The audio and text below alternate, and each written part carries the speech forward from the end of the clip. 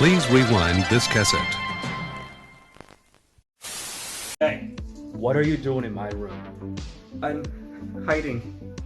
From who, you little punk? The bad men. Who are you? You know. Just someone else. Hiding from the bad men. You got a name? Quattro. Interesting. Why do they call you that? They said was special. There really isn't words to express my love for Wes Craven, not only as a great filmmaker within the horror genre, but just as someone I admired as a person, an intellectual, and as someone who created trends instead of following them. He first made a name for himself with Last House on the Left and The Hills Have Eyes, but of course it was A Nightmare on Elm Street that put him on the map. I mean, the dude created Freddy Krueger. He didn't have much involvement with the sequels outside of Dream Warriors and of course New Nightmare. Now, that isn't to say there wasn't good things about the films he wasn't involved with. I'm here to help you. Help yourself, fucker!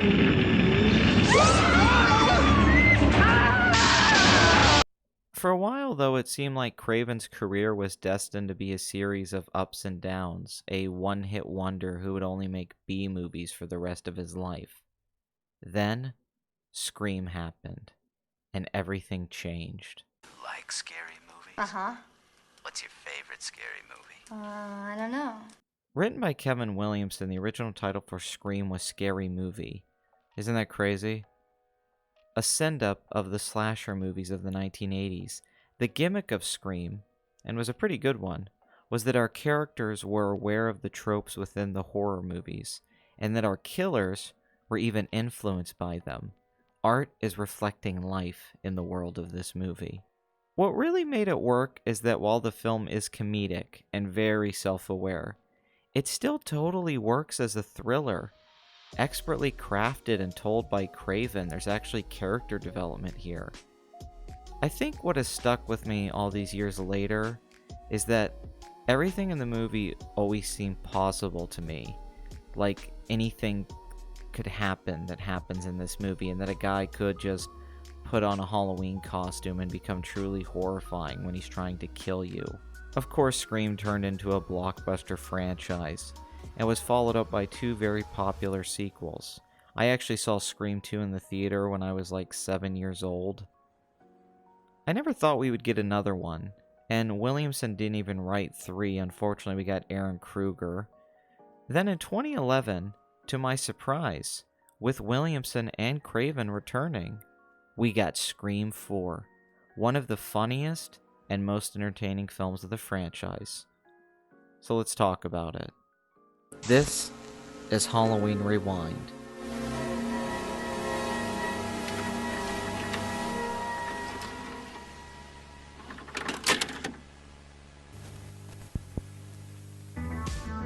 I have 4 telepathic nipples. Cool. They call me Zane. It's them! Who's there? Hello, it's me, the government. Gonna need that kid. Nah, I don't think so, Spook. Okay, fine. You wanna do this the hard way? I'm game. I love it hard. The reason I'm talking about Scream 4 is that upon a recent rewatch, I realized that this is a truly great Halloween movie.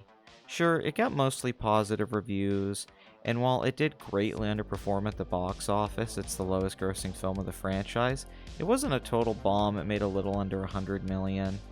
I still think people are sleeping on this movie, and I'm not really sure why.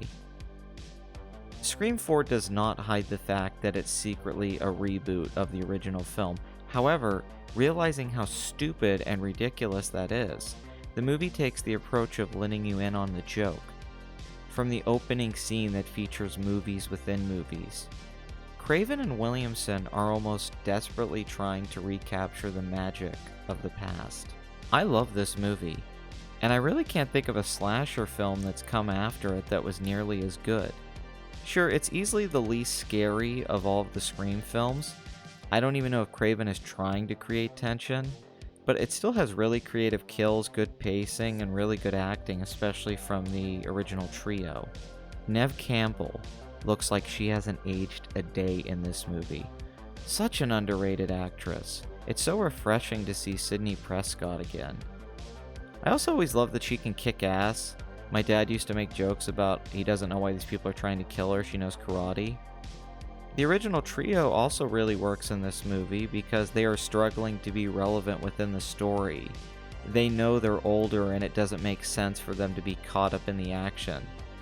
Some have criticized the screenplay for trying too hard to capture the voice of the modern generation to be a film about millennials, but I think that misses the point.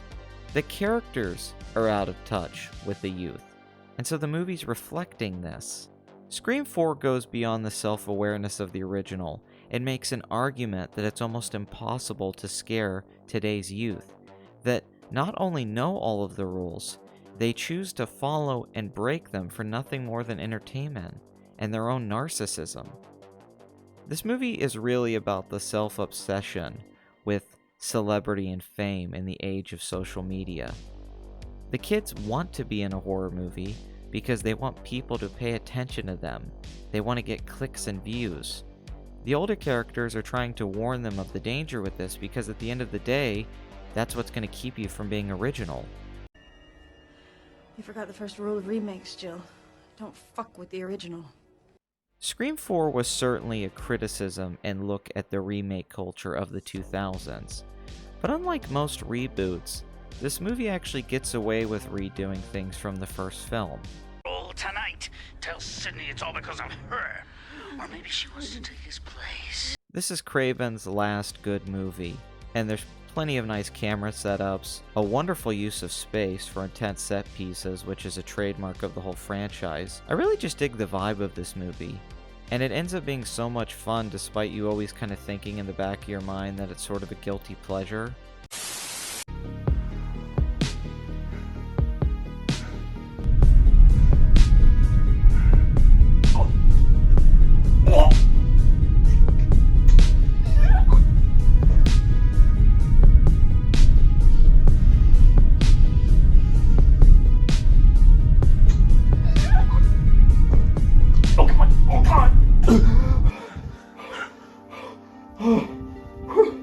Alright. Okay. Whew. You win. Whew. You kids have a nice day, alright? Oh man, you did that?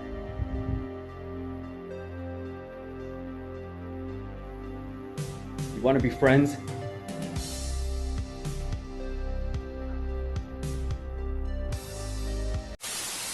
I just wish more filmmakers would be willing to not take themselves so seriously and actually have fun with their premise.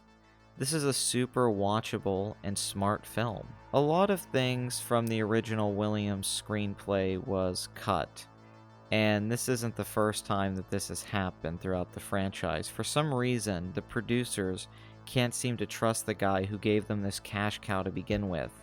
And I'm a big fan of Williamson.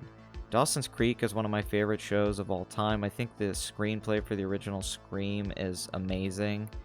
He's like the yin to Joss Whedon's yang, and an important figure of 90s counterculture and the independent film scene. Maybe you haven't seen this movie in a while, but not only does it hold up, I actually think it's gotten better. So they're currently making Scream 5 without Craven, and Williamson isn't writing it, and I'm skeptical of the outcome. But it has to be said, this is arguably the most consistent horror franchise of all time. I love that there's a continuity to the story and the characters. Listen, nothing will ever top the impact of the first movie. That's just a great film. But Scream 4 is sort of like the Rocky Balboa or Rambo of the slasher genre. Sometimes it's just good enough to see your old friends again and have a laugh with them and know where they're at. So, I highly recommend Scream 4 as not only a Halloween movie, but just to marathon all 4 films. And the only reason I'm focusing on this one, as opposed to talking about the entire franchise, is I think this is the gem. I think this is the overlooked one. And I think if, like, Edgar Wright or someone had made this movie, a lot of people would be calling it a classic. Which, I'm not going to go out on the limb and say it's a classic, but Scream 4 is really good. A hybrid. I think it is, it's kind of a new classic. I think there might be other films like it, you know, where we start commenting on actual films and actual film actors and actresses. I think it's kind of refreshing in a way, because we're really talking about a reality that's very much a part of our reality. Even though they're all sort of franchisable names and everything else, there's nothing harmful about talking about it in a film, because it's part of life. So